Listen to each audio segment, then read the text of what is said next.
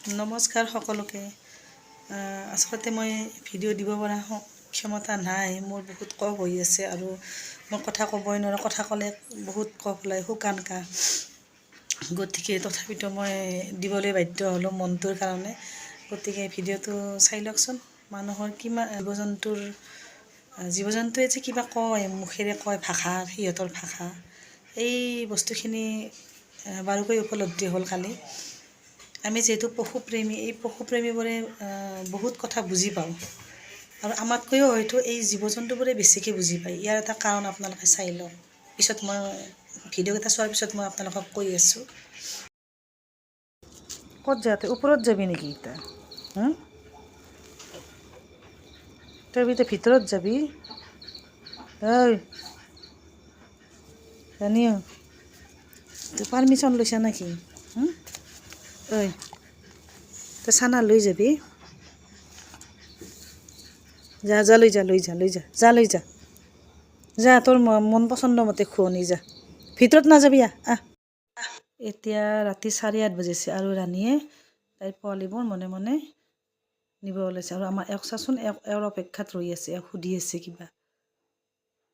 এইবিলাক জীৱ জন্তুৱে কিমান মনৰ ভাষা কয় শুনকচোন। ঠাণ্ডাত মৰি যাব একদম। কি হ'ল? তোমাক মাতি আছে। তাই আধা ঘণ্টাৰ মূৰে মূৰে আহি পোৱালি লৈ গ'ল। এতিয়া মোটামুটি 9:30 বাজিছে। তথাপিতো মই তাইলৈ ৰখি আছোঁ আৰু ইমান কফৰ মাজতো মই তাইৰ কাৰণে ৰখি আছোঁ। তাই কেনেকৈ পোৱালিকেইটা লৈ যায় আৰু তাই প্ৰতিবাৰে আমাক মাত দি গৈছে।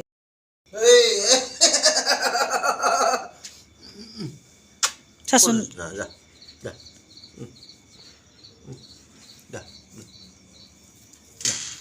যা লৈ যা যা যা যা লৈ যা যা হ'ব যা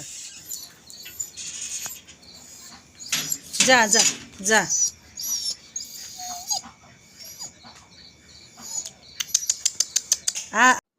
এইটো হ'ল ৰাণী। আৰু ৰাণী আমাৰ নহয়, কিন্তু ৰাণী বছৰে আমাৰ ঘৰত পোৱালি জন্ম দিবৰ সময়ত আহে আৰু তাই হয়তো নিশ্চয় ভাল পায় আমাক, সেই গতিকে আমাৰ ইয়াতে ছেফটি ভাবিয়ে আহে। তাই কিন্তু কথা হ'ল, তাই আজি যাবৰ বহুত মন কৰিছে। পোৱালিকেইটা 2 মাহ হৈছে, হোৱাৰ পিছত যাবৰ মন কৰিছে। তাৰো অন্তৰত এটা কথা, মানে কাহানী এটা আছে।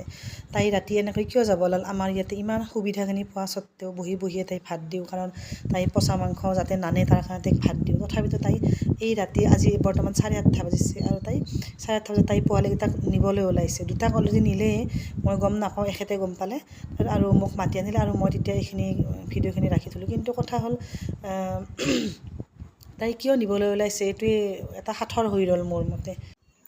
তাই পোৱালিক খুৱাবৰ কাৰণে তাই যিকোনো পচা বস্তু আনি কিনে পথাৰত থৈ দিয়ে আৰু এই পথাৰৰ পৰা, সেই গতিকে আজি এটা মানুহে আহি কিনে কমপ্লেইন দিলে আমাৰ ঘৰত যে তাই পচা মাংস আনিছে, এইক খেদিব লাগে।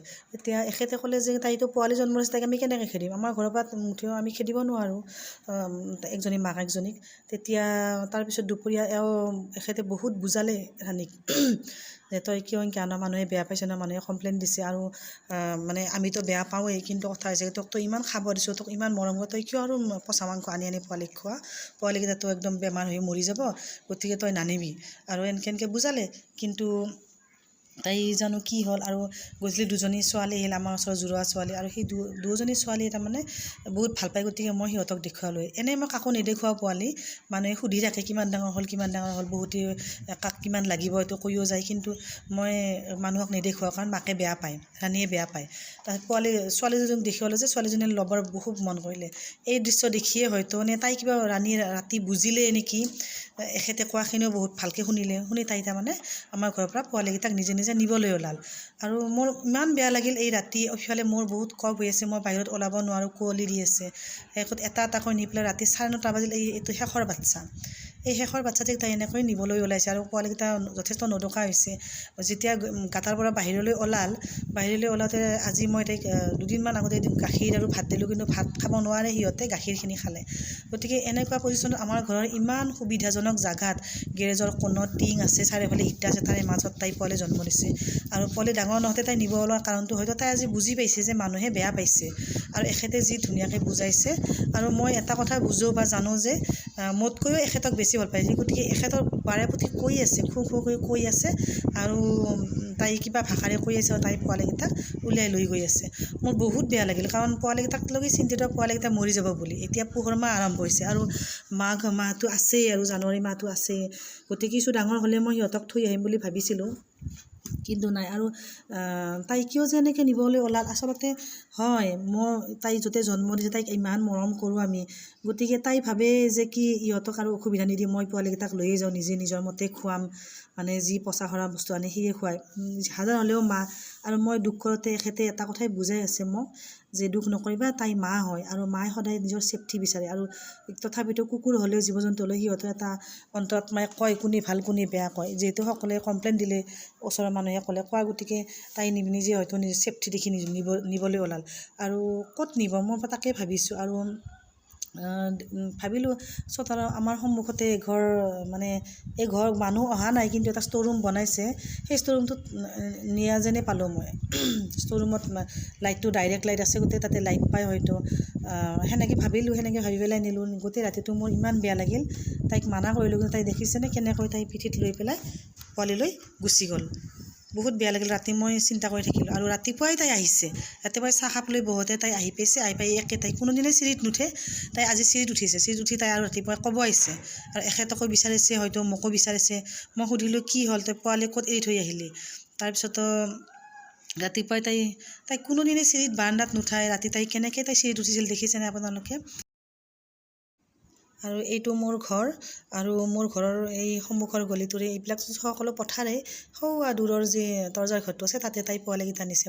মই গ'লোঁ আৰু মোৰ পাছে পাছে তাইও গ'ল, গৈ পেলাই মোক তাই দেখুৱাই দিলে যে সেই ঘৰটোৰ ভিতৰত আছে। মই নিজে দেখি আহিলোঁ এইকেইটা পোৱালি, বিচাৰি মই পালোঁ শেষত পোৱালিকেইটা তাই ইয়াতে থৈছে।